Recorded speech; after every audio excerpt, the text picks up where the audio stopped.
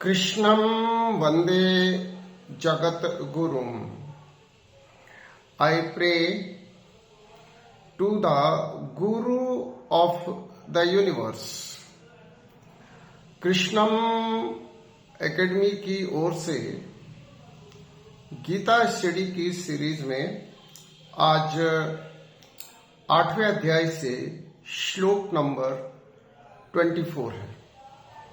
श्लोक है अग्निर ज्योतिरअह शुक्ल षण्मासा उत्तरायणम यत्र प्रयाता गच्छन्ति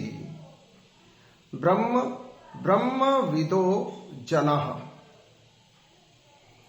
Those who know the Supreme Brahm attain the Supreme by passing away from the world in the influence of fiery God in the light at an auspicious moment of the day during the fortnight of the waxing moon or during the 6th month when sun travels in the north। वे ब्रह्मज्ञानी जो उत्तरायण के समय शुक्ल पक्ष में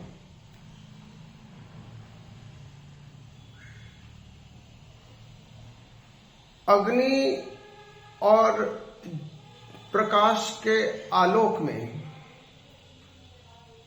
शुभ दिन में अपनी देह का त्याग करते हैं, वे ब्रह्म को प्राप्त करते हैं, मुक्ति प्राप्त करते हैं। पिछले श्लोक में हम बात कर रहे थे कि आने वाले श्लोकों में भगवान मुक्ति का मार्ग बताएंगे। इस श्लोक में भगवान श्री कृष्ण मुक्ति का मार्ग बता रहे हैं। मुक्ति का मार्ग प्रकाश का मार्ग है और जन्म मरण के चक्रव्यूह में फंसे रहना यह अंधकार का मार्ग है। यहां भगवान जो अग्नि और ज्योति की बात कर रहे हैं, अग्नि पवित्रता और ज्योति प्रकाश का प्रतीक है। शुक्ल पक्ष और उत्तरायण प्रकाश का मार्ग है। जो व्यक्ति ज्ञान प्राप्त करके प्रकाश के मार्ग पर चलता है, वह ब्रह्मज्ञानी ब्रह्म को प्राप्त कर लेता है। परंतु जो लोग इस मायावी संसार के जाल में फंसे रहते हैं, वे जन्म दर जन्म लेते हैं और मुक्ति प्राप्त नहीं कर सकते हैं। मुक्ति का मार्ग ज्ञान का मार्ग है, प्रकाश का मार्ग है, शुचिता का मार्ग है, भौतिक संसार से विरक्ति का मार्ग है, जहां मोह नहीं है। दूसरी ओर जो लोग सांसारिकता में फंस जाते हैं, इस भौतिक जगत की वस्तुओं और व्यक्तियों से मोह करते हैं, वे लोग अंधकार के मार्ग पर है। उन्हें जन्म दर जन्म लेना होता है। मानव जीवन हमें मुक्ति के लिए मिला है, और यदि हम इस मानव जीवन में मुक्ति प्राप्त नहीं करते हैं तो हमारे लिए यह सबसे बड़ी दुर्घटना है, सबसे बड़ी हानि है। कई योनियों में भटकने के बाद मानव तन के माध्यम से हमें मुक्ति का सुअवसर मिलता है। मानव शरीर प्राप्त करके हम क्या करें कि हमें मुक्ति मिल जाए? इस श्लोक में भगवान हमें यही समझा रहे हैं। हमें इस श्लोक के एक एक शब्द पर चिंतन करना होगा।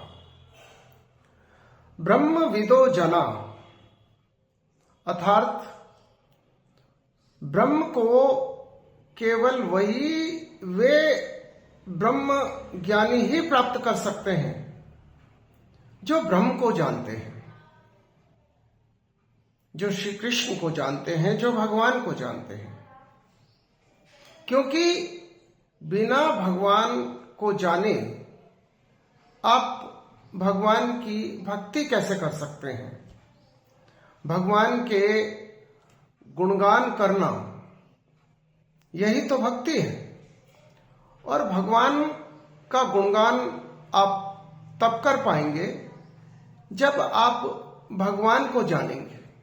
इसलिए इस श्लोक में जो ब्रह्म विदो जना की बात भगवान ने कही है, हम इसको ठीक से समझें कि सबसे पहले तो हम परिश्रम की पराकाष्ठा तक जाकर सत्य ज्ञान प्राप्त करें, और जैसे ही हम सत्य के करीब होंगे, जैसे ही हम संपूर्ण सत्य को ज्ञान के माध्यम से समझ लेंगे, तो हमें समझ में आएगा कि एकमात्र परमेश्वर ही संपूर्ण सत्य है। परमेश्वर सत्य है, और ये परमेश्वर का बनाया हुआ जगत मिथ्या है। ब्रह्म सत्य है, जगत मिथ्या। ये हमें तब समझ में आएगा जब हम ज्ञान प्राप्त करेंगे, और ज्ञान प्राप्त करने के लिए परिश्रम करना पड़ता है। व्यक्ति शारीरिक परिश्रम से उतना नहीं घबराता है जितना व्यक्ति मानसिक परिश्रम से घबराता है, स्वाध्याय से घबराता है, अध्यवसाय से घबराता है, स्वाध्याय से घबराता है। हम इस बात को ठीक से समझ लें कि बिना स्वाध्याय के हम ज्ञान प्राप्त नहीं कर सकते, और बिना ज्ञान के हम कर्म नहीं कर सकते, भक्ति नहीं कर सकते। इसलिए मार्ग यही है कि हम ज्ञान प्राप्त करें, और ज्ञान प्राप्त करने के लिए हमें परिश्रम करना पड़ेगा। परिश्रम की पराकाष्ठा तक जाकर के परिश्रम करना पड़ेगा। हमें life is learning and learning is life के मंत्र को समझना होगा, अपनाना होगा। जब हम ईश्वर के बारे में या ईश्वरीय ज्ञान प्राप्त कर लेंगे, आध्यात्मिक ज्ञान प्राप्त कर लेंगे,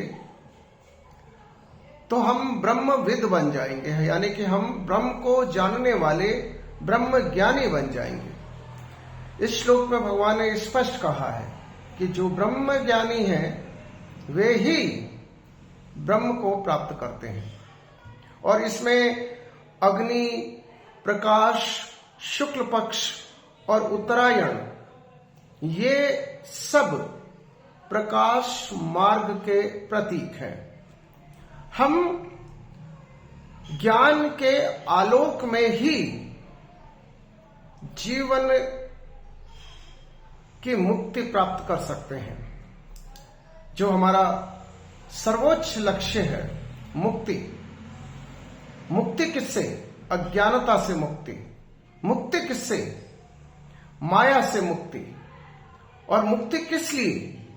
ताकि हम स्वयं को परमात्मा के साथ युक्त कर सकें।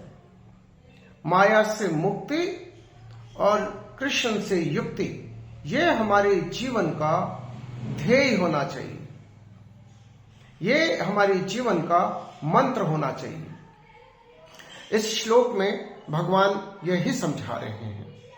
हम इसके लिटरल मीनिंग पर ना जाकर हमें इस श्लोक के भाव को समझना होगा। और श्लोक का भाव यह है कि हम अग्नि, जो कि पवित्रता की प्रतीक है, जो कि जितनी भी गंदगी होती है उसे जला करके राख कर देती है, शुचिता लाती है। तो सबसे पहले हमें अपने जीवन में शुचिता लानी होगी। और जो अश्लीलता है, जो गंदगी है, उससे स्वयं को अलग करना होगा। अग्निर ज्योतिर है, इन तीन शब्दों को हम समझें। अग्नि शुचिता लाती है, हमें अपने जीवन में शुचिता लानी होगी, प्योरिटी लानी होगी। हमें अपने जीवन को पवित्र जीवन बनाना होगा। मनोविकारों से हमें स्वयं को मुक्त करना होगा। काम, क्रोध, मद, लोभ, अहंकार, ये ईर्ष्या, इन सब मनोविकारों से जैसे ही हम मुक्त होंगे, हम पवित्रता की श्रेणी में आ जाएंगे। हमारे जीवन में शुचिता आ जाएगी। ज्योति प्रतीक है, प्रकाश प्रतीक है ज्ञान का। और शुचिता के बाद हमें ज्ञान प्राप्ति का यज्ञ करना है। हमें परिश्रम की पराकाष्ठा तक जाकर के स्वयं को जानना है, अपनी सराउंडिंग को जानना है, अपने सुप्रीम को जानना है। और उसके बाद, और ये अग्निर ज्योति अह का मतलब दिवस, क्योंकि दिवस प्रतीक है प्रकाश का और रात्रि प्रतीक है अंधकार की, और अंधकार प्रतीक है अज्ञानता का। हमें अज्ञानता से मुक्ति पानी होगी। गेट रिड ऑफ इग्नोरेंस, इस मंत्र को हमें अपनाना होगा। और जैसे ही हमें ज्ञान की प्राप्ति होगी, हमें समझ में आ जाएगा कि हमें क्या कर्म करने हैं, क्या करना है और क्या नहीं करना है। ज्ञान प्राप्ति के बाद हमें यह समझ में आएगा। और ज्ञान प्राप्त करने के बाद में जब हम सत्कर्म करेंगे, प्रभु की भक्ति करेंगे, तो निश्चित रूप से हम मुक्ति को प्राप्त कर सकते हैं। मानव जीवन हमें मुक्ति के लिए मिला है और मुक्ति प्राप्त करना ये हमारे जीवन का सर्वोत्तम लक्ष्य है। यदि हम इस लक्ष्य को प्राप्त नहीं कर पाएंगे तो फिर हमें फिर से जन्म लेना होगा, भटकना होगा, दुख भोगना होगा, परेशानियां भोगनी होगी, हम चिंतित रहेंगे, पीड़ा भोगनी होगी। और इन सब से अगर ऊपर उठना है, सुख और दुख से ऊपर उठना है और गुणातीत होना है, तो मार्ग यही है कि हम नॉलेजेबल डिवोटी बने, हम ऐसे भक्त बने, सीधा शब्द है ज्ञानी भक्त। और इस श्लोक के माध्यम से भगवान मुक्ति का सीधा मार्ग बता रहे हैं कि जो व्यक्ति ज्ञानी भक्त बन जाता है, ब्रह्मविद बन जाता है, वह व्यक्ति ही मुक्ति प्राप्त करता है। और मुक्ति प्राप्त करने का मतलब है परम गति, परम पद, परमेश्वर, परम आनंद। यही हमारे जीवन का सर्वोच्च लक्ष्य भी है। जय श्री कृष्ण।